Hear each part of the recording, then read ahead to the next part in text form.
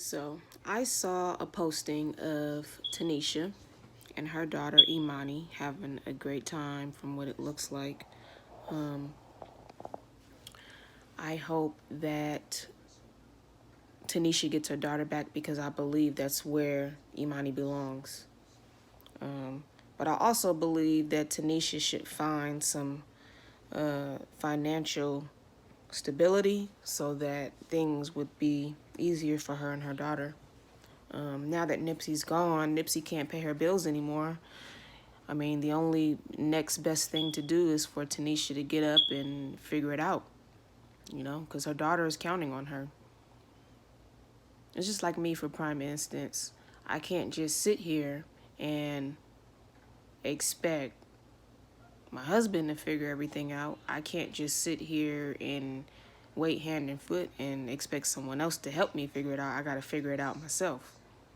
As an adult and as a parent, it's my responsibility to figure out how to make things work for me and my children, how to make things work for the situation at hand. I mean, because if we lived in a perfect world, right, guys, we could all just sit around and not do anything, right? And I'm not saying that that is what Tanisha is doing. But what I am saying, based on the facts and the things that I know, is that the situation is going to force Tanisha to find a way and find a means. Because in this life, it's either sink or swim. You know what I mean? It's either sink or swim. And you definitely don't want to sink. You definitely want to survive. So you got to figure out how to swim. You know what I mean? When I left my situation, I had to, I had to really be mentally tough enough to tell myself to figure out how to swim. You got to swim. You got to swim. So congrats to Tanisha. And congrats on the time that she was able to spend with Imani. I think that was beautiful. I think that, any woman who truly loves her child or children should be able to do that, especially if she is not proven to be unfit. And then another thing I want to touch on is, the things that we do and say, ladies, is very important. It really does reflect our characters and our image. And it's definitely critical and important how we are perceived in the public eye, not so much because on a personal level we should care about what people think about us, but because in order to properly operate in society, you know, we gotta participate accordingly as citizens and as abiding citizens, right? And thing is, us women are put under so much more pressure. We're put under a lot of pressure to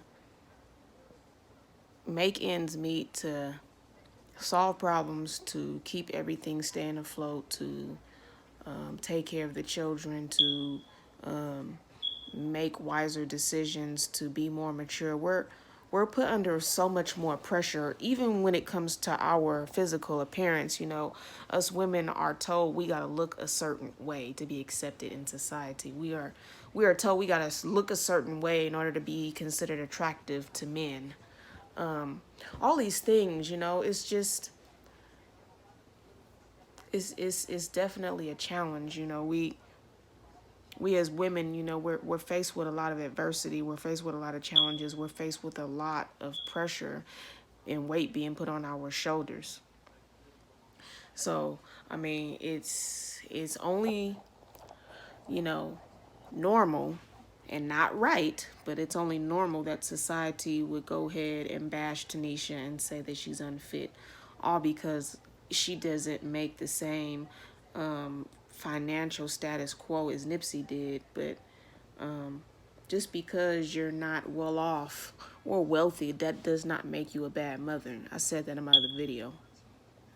So I really hope Tanisha gets Imani back. I believe that that if Tanisha is given the chance, she can do a great job with Imani.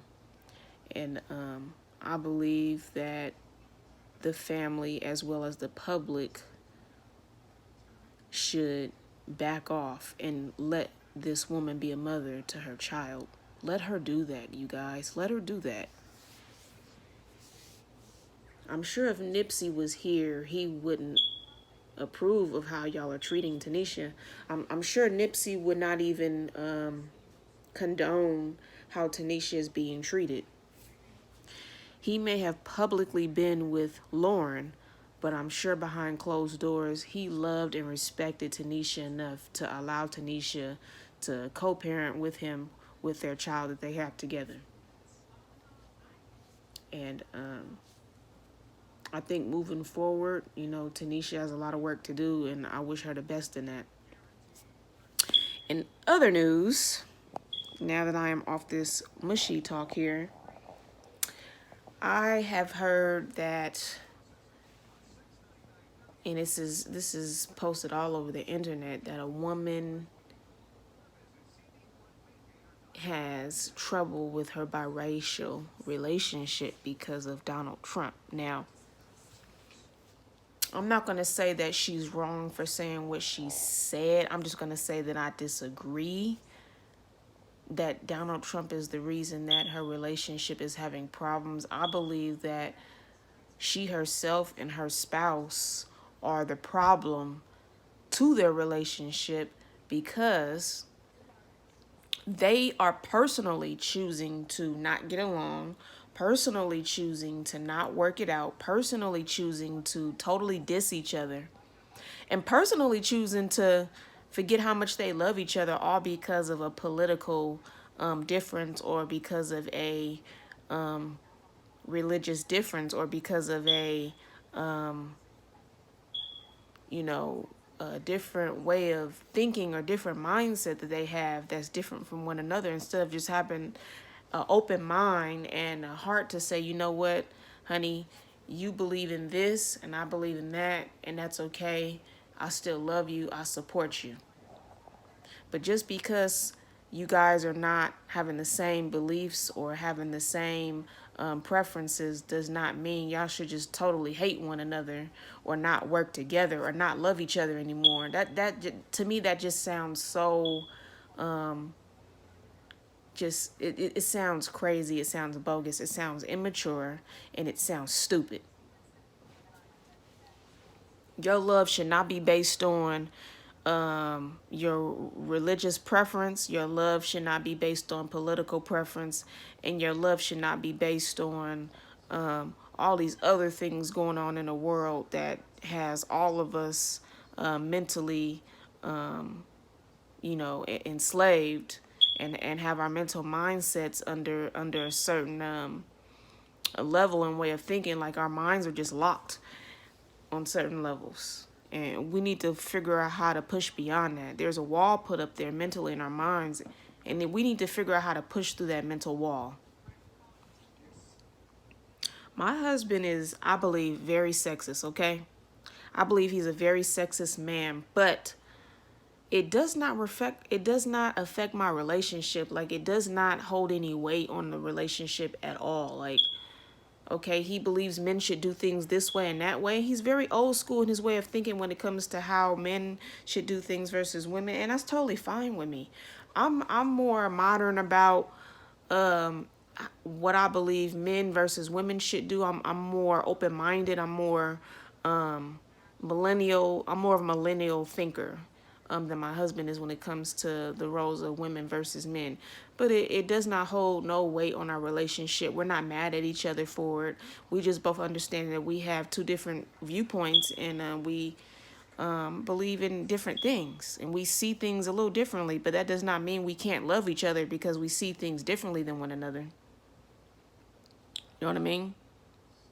I get frustrated with him all the time about things that I believe he should be doing that he's not doing, and vice versa. But it doesn't stop the love. The love does not stop.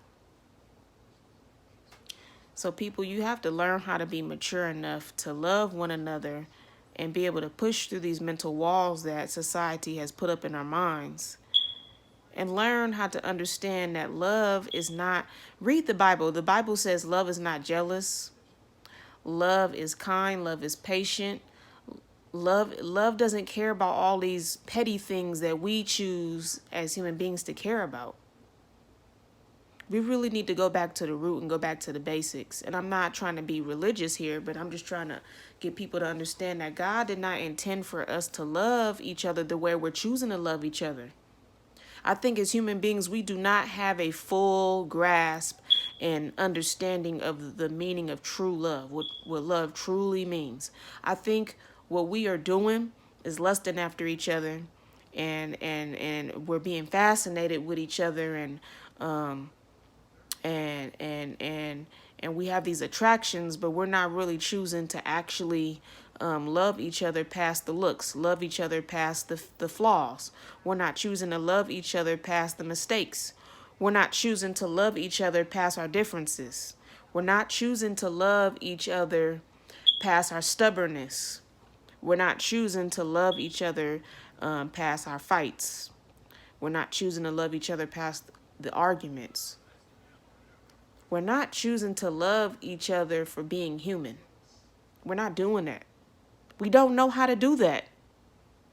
And when I say we, I'm including myself too. I'm not speaking against nobody and saying that I'm perfect and saying that I'm different and saying that I'm flawless. No, I'm full of flaws. I'm human. I'm saying all of us human beings, that is our biggest challenge, is we don't know how to love each other. We don't. We say we do, but we really don't know how to love each other. That's just the honest to God truth. That's just the honest truth.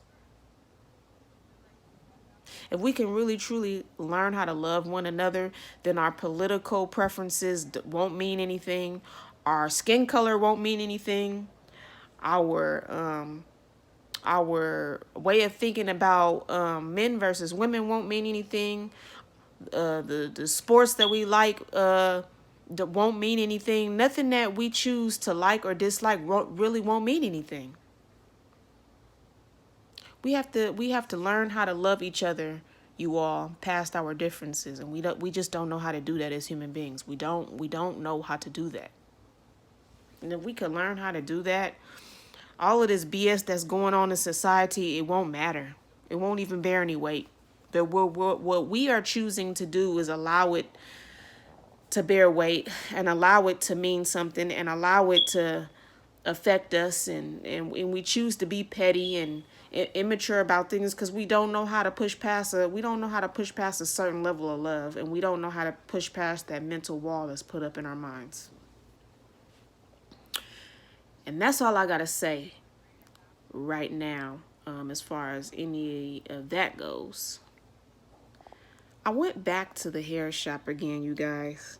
Oh my goodness, I cannot believe it. So the woman who cut my hair this time, she literally butchered my hair. I specifically told her not to cut off all the hair at the top of my head, and she cut it off. Like, she cut off like 3 inches of my hair, and I told her not to do it, and she kept cutting. Like, I really wanted to just jump out of that chair and scream and curse her out. I didn't do that. I'm not like that. But when someone is not following instructions, it gets so frustrating, especially if you're spending money on it, right? This is the second time I went to this place and they have messed up my hair. So you know what? I'm just going to find me a regular barber that knows how to cut hair the proper way and knows how to follow instructions. I went to Great Clips. Don't go. You might be saving money paying $15, but it's exactly what the haircuts are really worth what you're paying, $15. So I'm going to go to a barber. I'm going to pay $20, $25 for a barber to hook me up, because they'll do a good job and they'll know what I want, and they will be able to follow the instructions. I know a barber right down the street I took my boys to. It did an amazing job, and I swear I won't be going to get my hair cut. End of that story.